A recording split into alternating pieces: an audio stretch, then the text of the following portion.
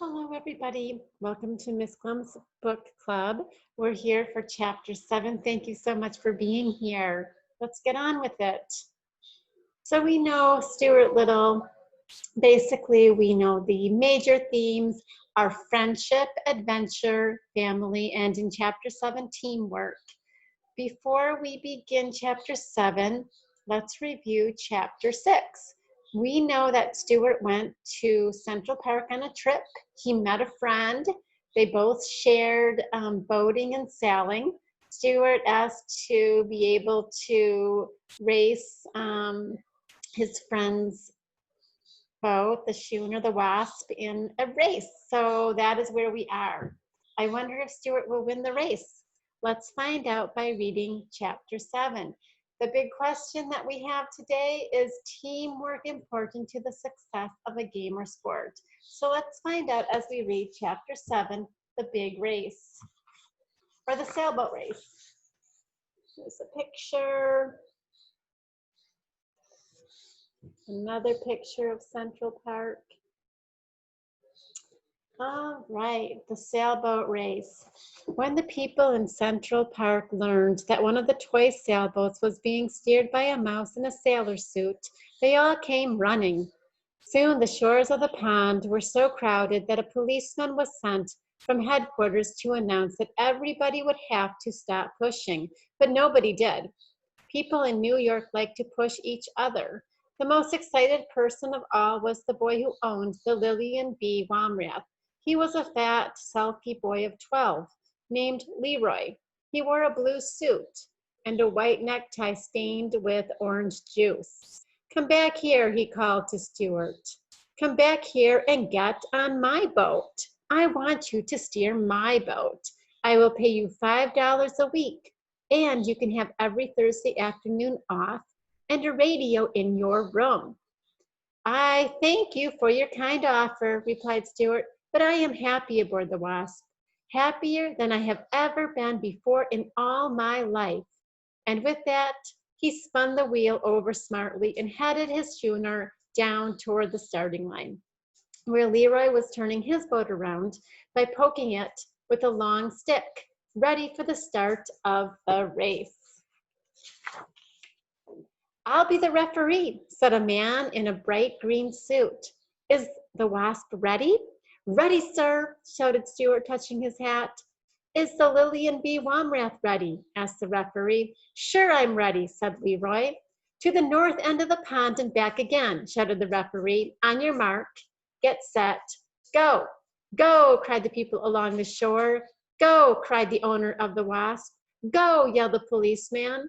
And away went the two boats for the north end of the pond, while the seagulls wheeled and cried overhead, and the taxicabs tooted and honked from 72nd Street, and the west wind, which had come halfway across America to get to Central Park, sang and whistled in the rigging and blew spray across the decks, stinging Stuart's cheeks with tiny fragments of flying peanut shell tossed up from the foamy deep.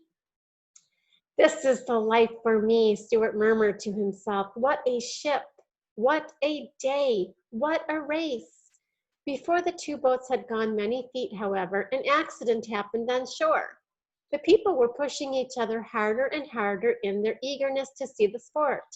And although they really didn't mean to, they pushed the policeman so hard, they pushed him right off the concrete wall and into the pond. He hit the water in a sitting position and got wet clear up to the third button of his jacket. He was soaked. This particular policeman was not only a big, heavy man, but he had just eaten a big, heavy meal, and the wave he made went curling outward, cresting and billowing, upsetting all manner of small craft and causing every owner of a boat on the pond to scream with delight and consternation. And here's the policeman falling into the pond. All right, I'm going to have you do your independent reading now. Remember, if you need more time on each of the reading slides, just stop the video. There you go.